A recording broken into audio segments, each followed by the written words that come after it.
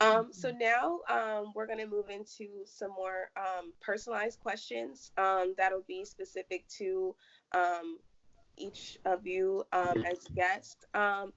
So I want to direct this question to Beck G.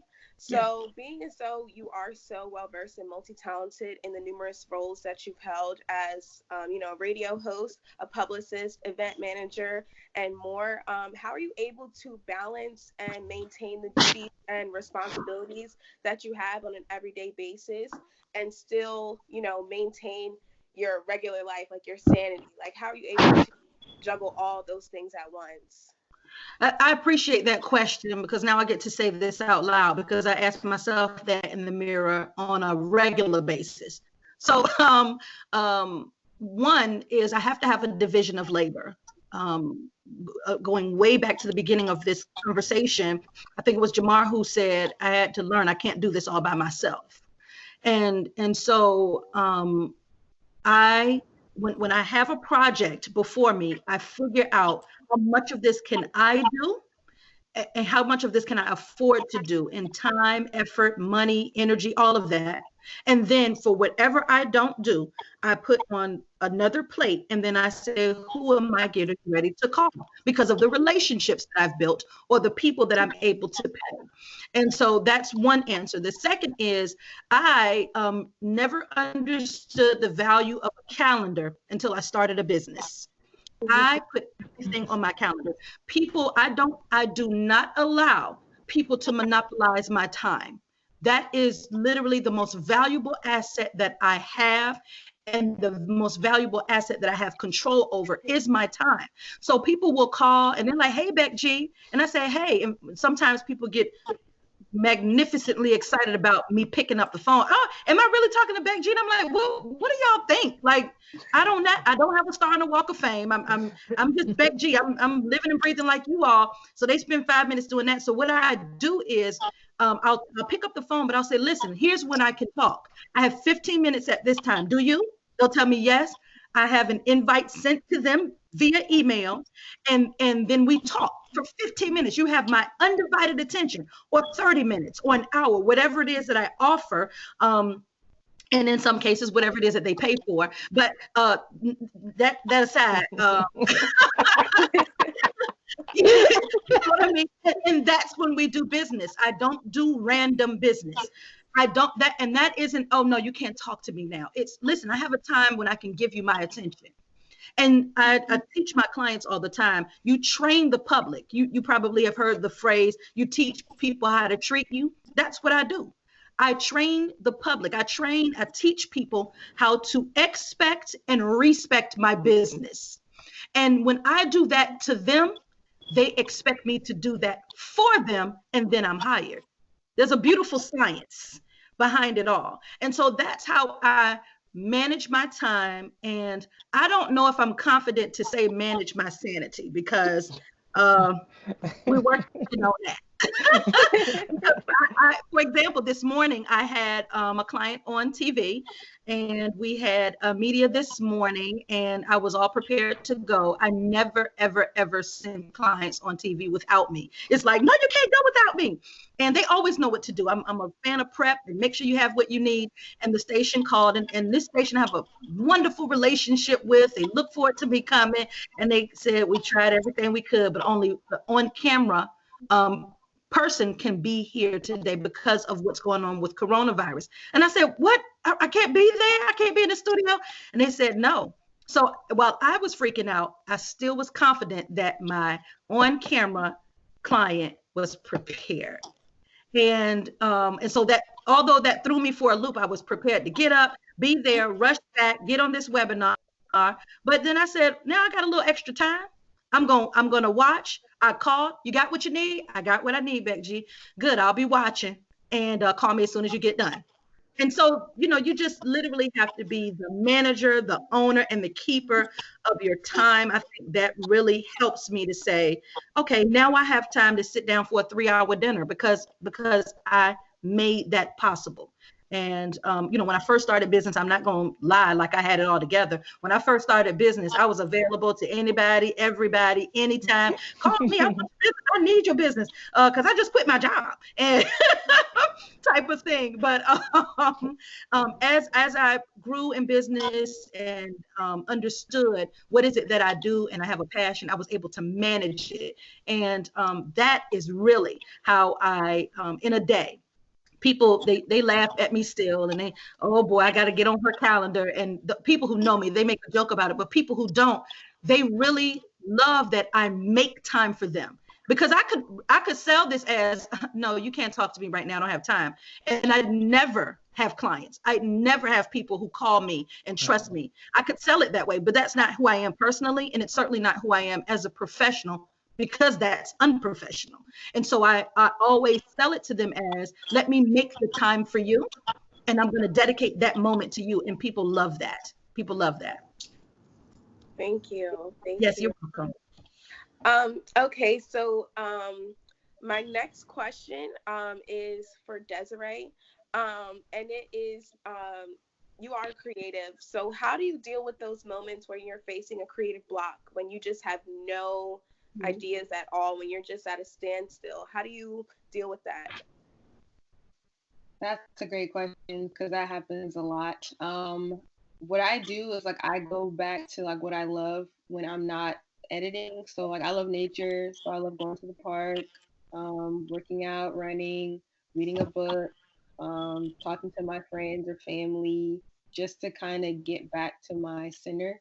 Because as a creative, I know for me, I'm giving myself. It's not like I'm selling like a product. I'm selling myself and I'm selling my work all the time. So trying to, I guess, find my like Stella got her groove back, my groove back on my work, and just kind of get back to myself. So to keep it simple, yeah. So I just like going outside, going on runs, like doing things to kind of take my mind off, watch Netflix, maybe like an episode of like The Office or something, and then get back to it.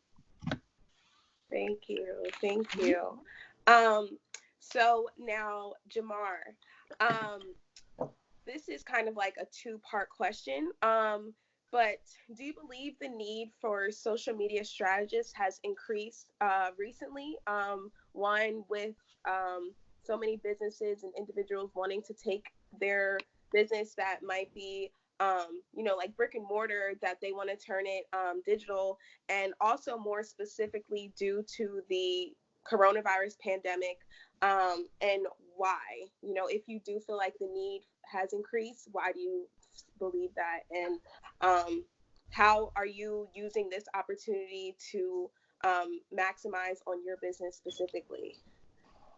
That's a great question. Oh my gosh. So, I think yes, the need has become even more apparent because people are people are trying to figure out what they need to be doing, right? And so it just so happens that like social media strategists or like online business professionals already know like how to make their business virtual, right? And so with brick and mortars, they sometimes they don't have that creativity or like that creative mind for like the online world, right? Because their their business is like butts and seats or like people through the door, right? That's Mhm. everything that they have learned in business is to get people through the door, right? But in the social media world, the two things that are the only most important is traffic and conversions, right? So how much traffic are you getting to the website, and from that website, how many people are converting, right? And so being able to articulate that and shift that brick and mortars businesses like perspective on like their business now, I think it's going to be very helpful for them to get someone that knows how to be that cheerleader for them, to be that strategist for them, to help them come to a solution to keep money coming to them. Because something, for example, like my CrossFit gym, that's a brick and mortar, right? This is the first time that now they have to transition to do virtual Zoom CrossFit workouts, right? And they have to make it on a quality level to where you feel like you're still receiving that same amount. Because I pay $150 a month for my CrossFit membership. So when the governor was like, shut it down, that is a clear indicator of like, oh, well, maybe I don't need my membership anymore for right now, right? So they need to start thinking creatively on how can they make the experience just as good, if not better, online through this virtual world, and pray that we keep that like we don't like cancel our memberships. And they've done an amazing job at that, right? So how do they build that community? And they're very lucky because they're actually very social savvy.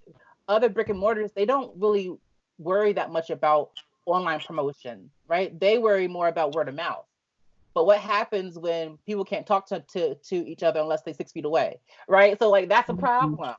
And so so that answers like that first part of the question. Yes, I think that there is going to be a need for some type of social media professional, expert, whatever you want to call it, to help these businesses right now as they transition to be more virtual. And when it comes to the coronavirus, they also need that person to help them understand what they can say now, right? And so they need help on understanding. And like this is something to where sometimes it's not even fully on the social media person. Maybe it's on the publicist. Maybe it is on the person that helps them with their PR as well. But they have to understand, like, you know, what they can't say, what is going to be the most meaningful for their audience right now as they're doing this, right? So as they're online, they're going to be wanting to be in the house all the time. They have to be in the house and they're going to be online. So what strategy can you do to make sure that you're getting clients, or you're still getting that reach or that traffic to your website that you're going to need in the future? And how do you use that? How do you monetize that, right? And then now what tactics am I using in my own business is I'm adding value. I'm being the person that is helping them do that through online mediums for free, like upfront, like right now, not one-on-one, but on Instagram Live. I'm hopping on Instagram Live to help them understand what they need to be doing. How should they be saying things, right? In more of like a broad stroke. Maybe every now and again, someone becomes like featured up on the live, and I help them one-to-one. But that helps me help them, and hopefully that helps other people kind of understand what they can and cannot say in broad strokes, how they should be handling this whole thing and keeping their business going afloat. But that helps me because I can also make more connections with people, and in turn also make revenue in my business if someone wants like one-to-one specific instructions on what they need to do. So I'm still giving them the value. I'm telling them what is important. I'm giving them the information for free, but if they need a specific advice on how to do it for their own particular business, that's where like the energy exchange is in. Thank you. Okay, so this question is going to be directed back to Beck G. How do you handle any crisis or scandals that may arise with your clients? Oh, wow. Thank you for that question, because most people know, if you know about PR, part of that inherently is crisis management. Uh-huh. But I'll tell you what I tell my clients when we consult, when they figure out if I'm their one, if they're going to choose my services. I tell them, this is what I do for crisis management. Do not give me a crisis to handle. And they laugh about it at first, but we go in. I always give them the why behind it. Like I tell, if I tell them, make sure you drive for this particular project or this process or this product, make sure that you drive the traffic to your website, because if I can get a great traffic report and the analytics for the next 3 months, I can sell some commercial space. Because they're just like, why you want everybody to go to my? So I give them the why, right? So when I tell them, don't give me a crisis to manage, now you have to walk light and carry a big stick now that you're with me, because there are two things that you're not going to do. You're not going to damage my brand, and I'm not going to allow you to damage your own. So be easy in the things that you do. We have something to do here, and that is to increase visibility, increase traffic to your digital mechanisms, whether it's social media, something that we can quantify, social media, YouTube, your website, and then you have sales to make. That is the goal, ultimately and always. So don't give me a crisis to manage. And we have those conversations, and I don't even have to ask. I just listen to people. They get a kick out of, I tell them, I have all these little funny sayings, and they get such a kick out of it. And I tell them, I watch who watches you. That's part of my job. I watch who watches you. And if you keep a ratchet set of company, sooner than later, you'll be giving me a crisis to manage. So figure that out, then come over here, or go ahead and come over here once you figure that out. However y'all want to do this, now or later.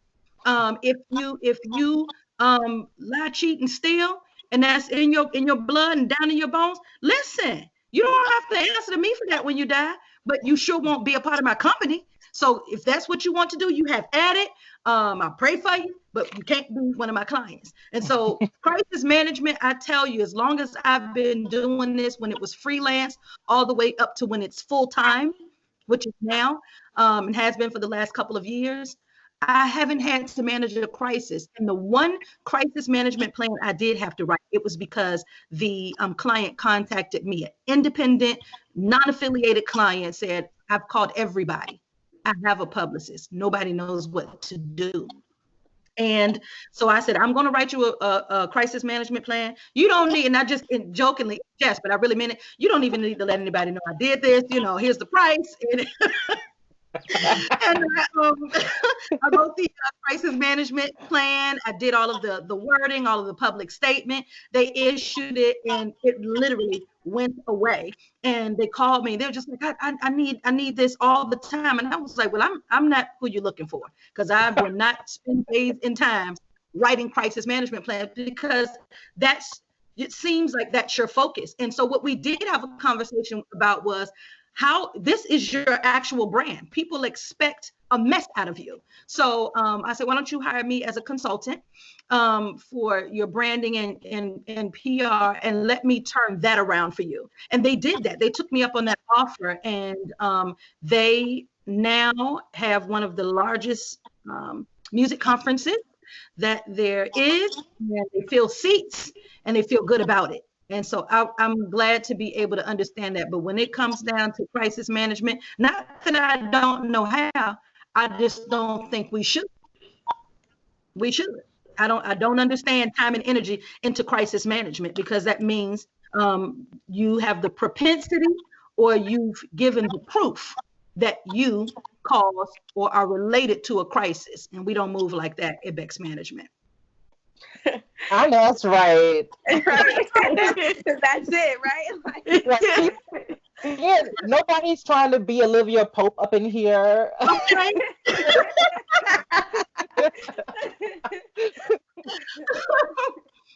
Right. Thank you for that. Thank you. Sure. Sure. So this question is for Desiree, and it's from a student, and they were interested in knowing, so they're just beginning to come into the videography and photography space.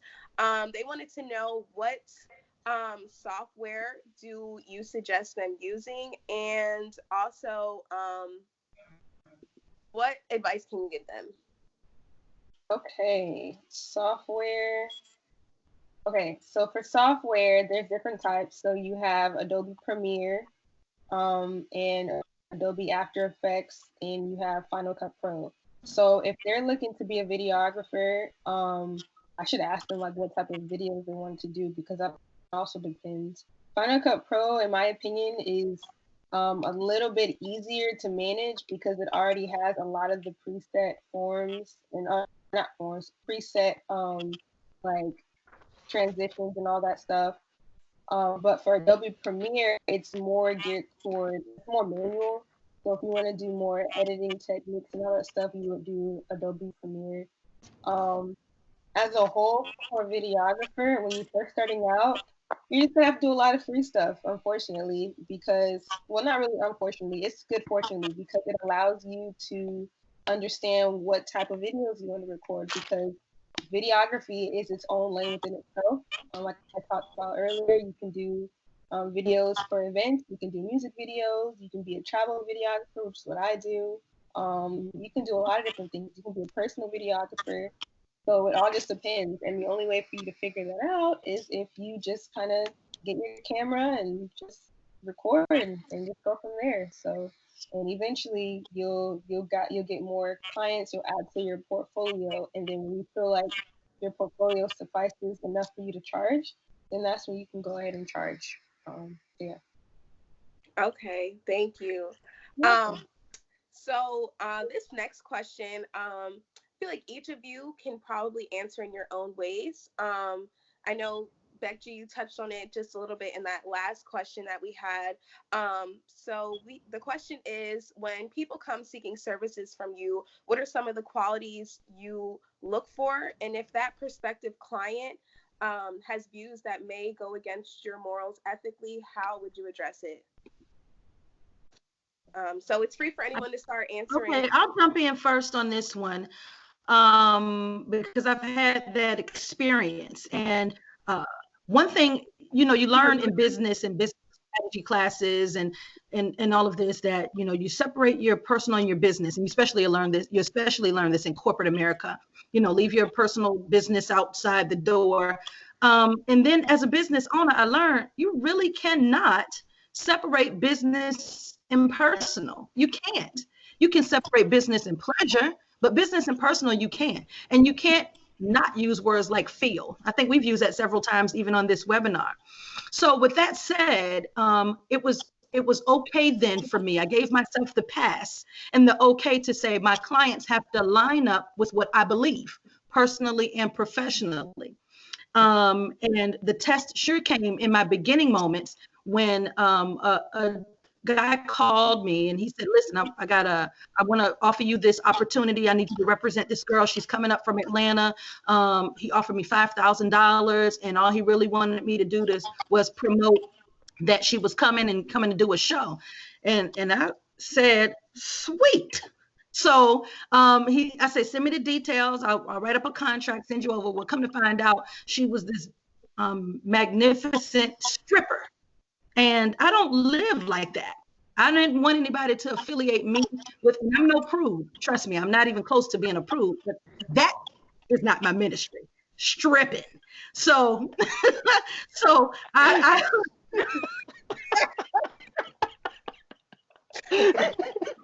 So I had to give that a big time no. And I said, listen, I don't think I'm the most equipped or capable to give you what you need. And what I did do was refer him to somebody who's in my field and who was willing to take that client. And she wanted to give me a finder's fee and a commission. And I said, if I didn't want the whole 5,000, I don't want a part of it.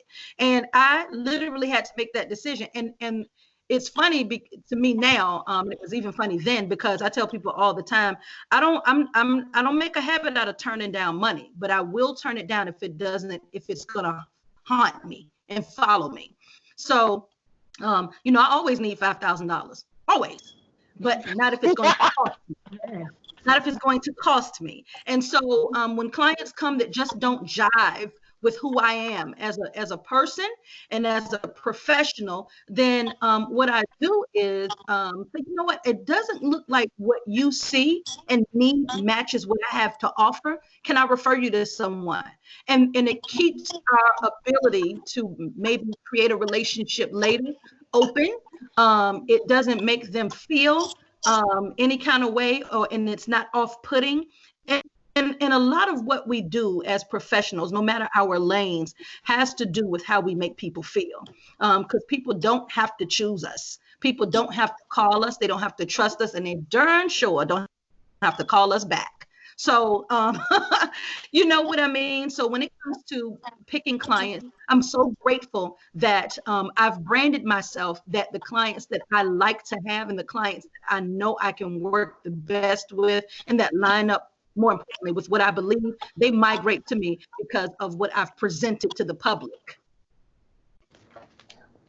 I love that. Can I say something as well?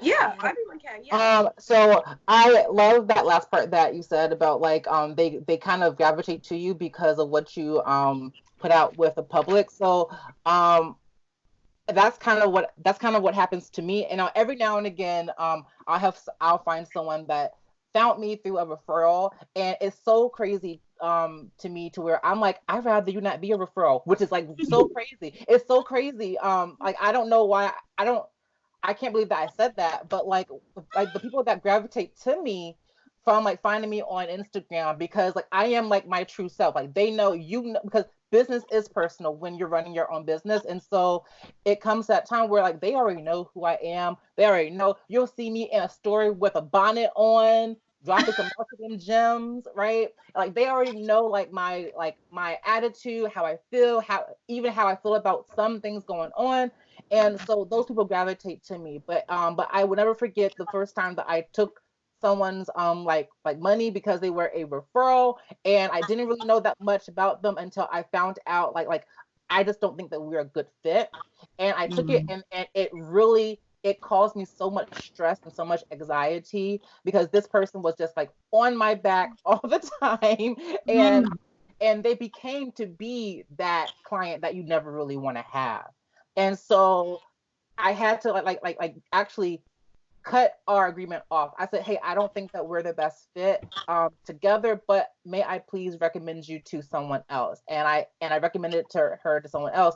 But what I also did was I looked into my community and I said, "Hey, this lady, she a little something, something. Are you willing to take that on?" And she was like, "Oh yeah, send her on. I'll give her a nice old price that she's gonna have to pay to work with me." And I said, "There you go. Okay, I'm gonna forward you over to her." And so it's for now on, I know from a fact where I'm like, if we don't mesh from the beginning, or if I see any type of red flag, I have to really say, you know what, I don't think that we're the best fit, but I do have someone that I can recommend you to that may be a best fit for you. So I kind of learned that the hard way because I had to kind of give up all this money and be like, you know what, this is not going to work, and just like kind of like goodbye. And so I'm actually happy that I learned that earlier than like now. So that's kind of one of my takeaways. And last but not least, um, I guess my only two things will be when people or my ideal clients or who I guess works with me, they have to know like what I guess their purpose is and what they're doing. Like why do you need me? You know, as a person because like I know this is my purpose and I feel like purpose when you're moving in purpose you find purpose friends, so it becomes a lot easier to maneuver through a lot of the things that we as business owners go through. So when another business owner comes to me about they needing video, I want to make sure that if they're doing this video, I don't want to just put out work that doesn't display my beliefs and everything that I believe in terms of um, you know, making sure you know what you're doing, because some people are like, yeah, let's just make this video, blah, blah, blah, but there's not really any intention behind it. So I usually want to ask, like, why they need my videos? Like, why do you want me to make the videos for you? What's your purpose behind the videos? And if they know, like, what they're doing and why they're doing it, then my work will help manifest what it is that they're trying to do. And that I think that's very important to me. And I also have like I pride myself on my work, and I want to make sure that the integrity of my work is not being put on display as like a joke or something that is just this is what I do, this is what I do for fun. Like no, like I take what I do seriously, and I want to make sure that if you're going to be working with me, you're going to take your craft as serious as I take my craft serious. So those are the only two things that I look for or what to expect in the clients that I work with. Okay. Thank you guys for that. Um, I do have another question. And this again is for each of you to answer. So it is, where do you see yourselves in the next 5 years, and how do you believe the digital space will have evolved by then? I guess Jamar in terms of social media, Desiree in terms of technology, and Beck just in the whole space as it is. Oh, geez. So, okay. So it's so funny that that you asked that, because when I started my business, I never want to be known as the Instagram guy or the YouTube person, right? Because those platforms are not, I mean, YouTube probably more, but like but those platforms are not, you know, we don't know what's going to happen to those platforms, right? And so I don't teach people how to, I mean, I do teach them how to use Instagram, but I teach them how to use social media to position themselves as the expert, right? And so and I help them get more searchable and things like that. So like I see myself, when it comes to in 5 years, I see myself continuing on doing that, but like growing a team of people that could hopefully, this is like like the dream, the pie in the sky would be for me to come out with an actual a group program, a membership, and also maybe take on other marketing consultants so I can like actually do my 3-month coaching program with other people without like me having to be there. Like I'll like instill this confidence in other marketing coaches that are underneath my JDiggs Media company, and they teach other coaches, consultants, business owners how to do my formula, things my way. I can go ahead and go next. So I guess involving technology and video. Right now, video content is heavily needed for any business that's, especially now, considering that everything is going digital. So with social media, you're gonna need video content somehow, some way. When it comes to promotion, like I see where 5 years from now, I'm gonna have more people doing what I do, like under me, and I'm planning on having like a training boot camp to edit. So more people are gonna learn how to create their own videos, but not just regular videos, but videos that are able to help you stand out. So video is going to be even more amplified, and the same way there's going to be more social media like managers and all that stuff. There's going to be a need for more video editors, especially now, and because there's going to be a lot of content being created, it's probably going to need more people that's going to learn how to curate the content, not just create it, because you're going to have so much content that now you can repurpose the content, but not a lot of people know how to repurpose it or make it into something else, because that's what creators are for. Like you have stuff that's presented to you and you turn it into a whole new ideal. So when it comes to technology, when it comes to video, it's going to be an even greater need in the next 5 years, which is why I'm glad that I'm positioned now. So that way I'm able to train people that are looking to do video, but also help people who need my services in the next 5 to 10 years. Gosh, in the next 5 years, my ultimate goal is to have a PR clearinghouse where I never want to take the public and relating to it out of public relations. I think it's fun and fancy, you know, to connect with big brands and great celebrities and wonderful ambassadors.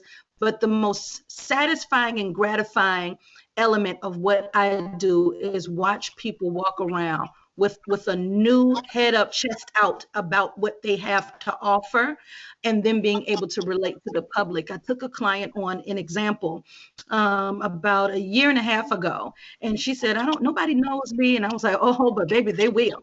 And not just from a fame perspective. And she told me, she was like, look, one of my dreams is I really want to connect with MC Light. And this is what I see. And I spend a lot of time, when I tell you I am my client's biggest fan. When I introduce them to people, they get cracked up because I always introduce my clients the same way every time, and it's with two things. I always say, this is the, and I say their name, and then I say, and they are the most magnificent, fill in the blank for what they do. And my clients are just like, you talking about me? But I mean that. I really mean that. And it allows them to relate to the public in a way that they want to be known. Don't tell me what you want to do if you don't want me to tell the public that's what you do. And back to my example, my client's like, I really want to connect with MC Light. And so my next question was, but why? Why her? And she told me why. And I said, okay, no problem. She's like, I don't know. We can do this. And I don't know. Give me 2 months. We had her secured. And she's like, how did you do that? And I said, well, because you hired me and this is what I do. But most importantly, beyond that fantastic piece, they have a relationship, right? And so I don't ever want to take relating to the public out of public relations. So in 5 years, I definitely want a full-time team. I would really love for somebody else to answer my phone all the time instead of sometimes. I'd really love for somebody else to fill these emails for me all the time instead of sometimes. You know what I'm talking about? And so having a full-time team do that, right? Amen over there. Yes. I'd love to have a full-time team take care of that. So that would be my ultimate goal. And then having a clearinghouse of other publicists that I can extend opportunity and employment to focus on their particular expertise. I don't care if it's horse racing, if it's golf, if it's grocery stores, whatever they can finesse the best. Is another statement, a saying I have. Whatever you can finesse the best, then I want a team of publicists who somebody can call and they say, listen, I design T-shirts, and I'll go get my fashion or my T-shirt expert publicist and say, listen, this one is your client. That's what I really love to do. Yes. Oh, that's awesome. Yes, it is. Mm-hmm.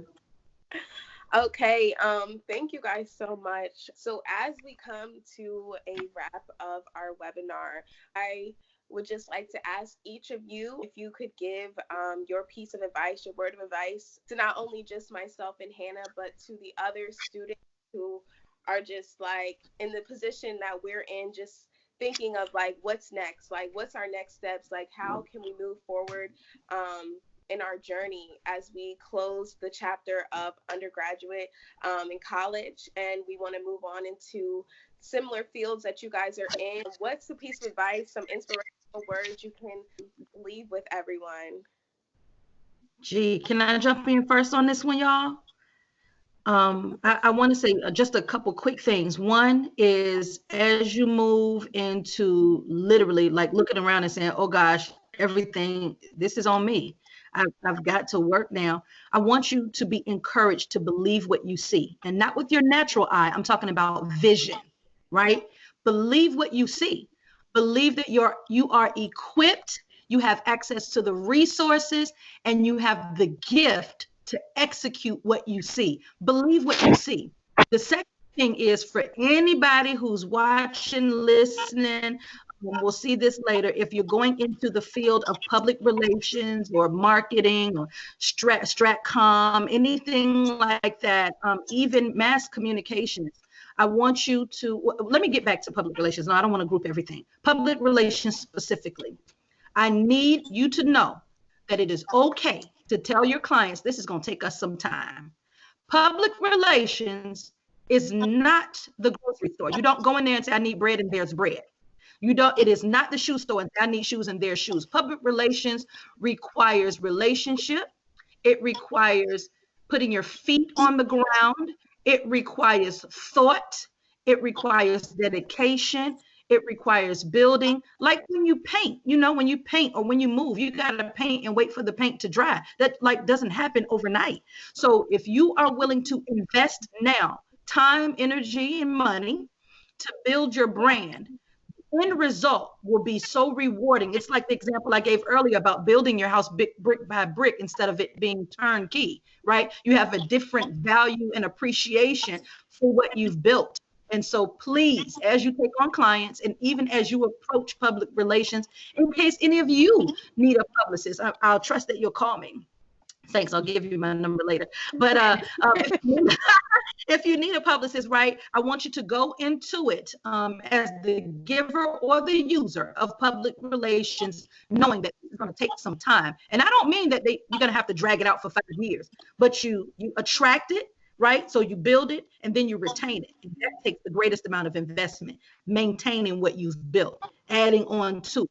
And time it takes to build public relations. Doesn't happen overnight.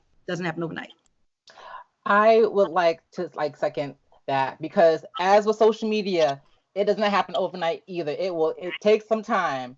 But one of the things that I definitely want to that I want y'all to walk away with is understanding that your entrepreneurial journey is your journey. It is your dream. It is your baby. It is your journey to live on. It's no one else's journey. And everyone's journey is different. And I want you guys, like y'all, to know that now, because what happens is that we start comparing our journeys to other people's journeys. And trust me, I am speaking from experience. I'm not. Mhm. And so, but what I wish that I knew is like there is no shame in like you living your dream and you doing it. But maybe you gotta work at Starbucks for like from like 10 to 3 for the first 2 months or something. Like that's okay. Or maybe you do have to get a corporate job for like a year to get even more experience to bag that other client that you know that you want. Right? Like Good. That's it good. doesn't there isn't like a A to B. You have to do all the things and you have to find your own path. Like I wouldn't be where I was if I didn't start in the corporate world. Okay? And then as soon as I left the corporate world 3 weeks ago, literally other people from the same industry are contacting me wanting to work with me.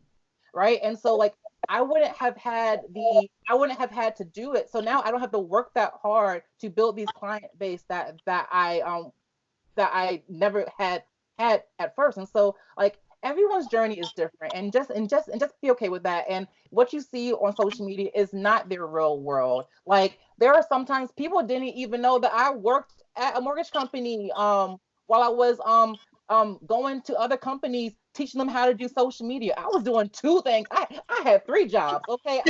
I was doing my business. I was working at the mortgage company, and then I am also on a board for I'm on the Thrive board around here for the Chamber of Commerce. And so I was doing all these things. And so but people were like, "Oh, you people at work were like, "Oh my God, Jamar, do you still work here?" I'm like, "Yeah, yeah, yeah, girl. I also work here for now until I leave here." Right? But it's just one of those things where your journey is different, and as you build your own journey, you're building up your own strengths. Like Mhm. that is your own story. That is your story to tell. That's going to be what makes you different, and that's going to be what lands you the clients that you want. Excellent. Ooh, that's good. Yeah, that's good. I totally agree with that. It's definitely okay to have a part-time job or another job to suffice while you're doing your craft or whatever it is you're doing your business. I would say for anyone that's in the video photography creative aspect, no matter what goes on in your life, no matter what may happen in circumstances, keep creating. Don't stop creating. Develop the craft that you have, because in times like this is the time where people like us have to flourish. Because for entrepreneurs, and well, I know for me as a video editor, like I'm always on my laptop anyway. I'm always in the house. I can take my laptop and go on a trip and be working and doing all that because my laptop is my work. So for photography and stuff, like our cameras, that's our job. So it's important to just continue to develop that because over time there will be some people that might fall off, but if you continue to be focused and driven and don't let anyone or anything kind of to get you down, you're gonna be fine because everybody has their own gifts and their talents, and you don't need to necessarily compare yourself to anyone else. Just know what it is that you do, perfect it, and just keep grinding that out. Um, don't be afraid to go in the opposite direction. And when I say opposite direction, you don't have to go there. There is no like I remember there's a saying, there is no direct path. Sometimes you have to go in the opposite direction to find the path that you need to get to. And from personal experience, I've had to go in different directions to kind of maneuver through, just to kind of understand why it is that I'm doing what I'm doing and who it is that I'm trying to work with and connect with. And a lot of times it's the people that are right next to you that might need your services and you might not even know, or it's the people that you might meet, like a coworker. So when I worked at an agency, um, I ended up going and working with a lot of different employers. And at the end, when it was all said and done, one of the people reached out to me like, "You should go to this conference." And I ended up going to a conference in New York. And then I put my business out there. Got more clients going to New York. I ended up going to BuzzFeed. Just connecting with people. And when I came back home, it was like, I realized that I, I can do this. And had it not been for me putting myself out there and developing my craft and staying true to who I was, like I wouldn't be where I am now. So keep Mhm. creating. Don't be afraid to go in the opposite direction, and then also give yourself grace. As seniors for you all, like I know this is a crazy time for you guys, like, and you know, things happen. And this is the first step to you guys understanding the importance of being comfortable, being uncomfortable. And, you know, don't be so hard on yourself at this time because, again, it's out of your control. But when it comes to the video creatives, you know, give yourself grace and make sure that regardless of what's happening in your life, that you're here for a reason. This too shall pass. And eventually, when things, you know, level off, you'll be exactly where you're meant to be at the exact time you're supposed to be there. There are no accidents, and everything that's meant to happen is meant to help you grow or learn or both. And at the end of the day, I just want to make sure that others out there that might read this or, you know, also read. You know, if you're religious, read the word. You never know. Like God helped me get through a lot of things.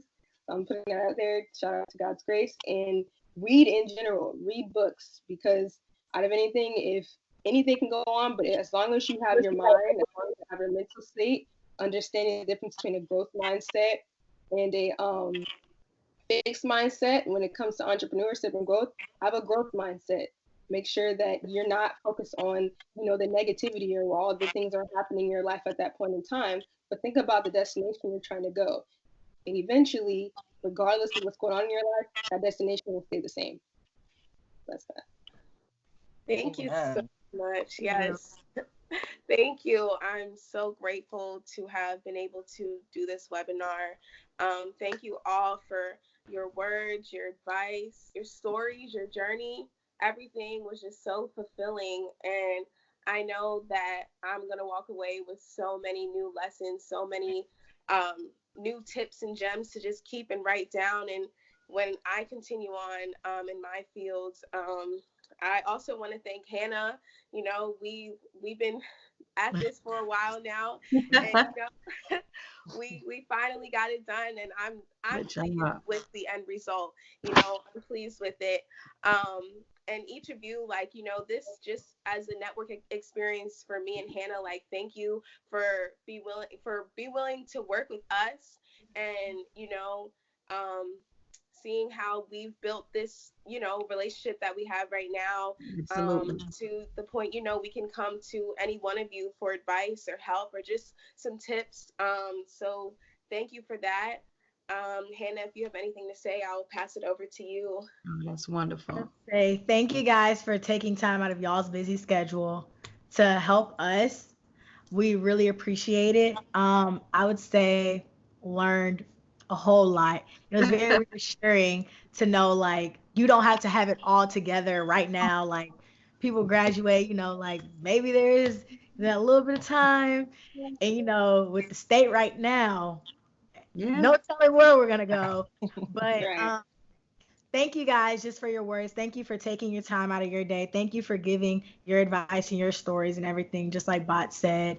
Thank you. Just, I don't know, it gives us a new insight, like, good, of what we want to do. It's like, you know, you're talking to somebody who's in the position where you want to be. Yeah. And not many people can sometimes even have that. They just have to go and just hope for the best. Yeah. So I would say thank you. Yeah. Congratulations to both of you for getting this project done, and best wishes. And I'm here if you need me. Yes. Any questions y'all have, like, totally don't be afraid to reach out. Yes, of course. Thank you. And you know, due to, you know, the time frame that we had some other questions from students. So I mean, if you guys are still willing to, you know, answer those questions, if we could pass your emails along, if it's up to you guys, you know, for students to email you one-on-one to learn more about what they some more questions, or just, you know, to dig a little bit deeper into their journey and seeing how you guys can, you know, help guide them. We can definitely do that as well. Yeah, for sure. Any questions that were given to, I guess, me or whoever, just email them to me, or I give them my contact information, and I'll be happy to answer the questions. Thank you so much. Thank you. Okay, well, I don't want to take up any more of your time. Thank you so much. I will definitely be keeping in touch. And you guys enjoy the rest of your day. You all too. Thank you. Thank you. Bye. Bye-bye.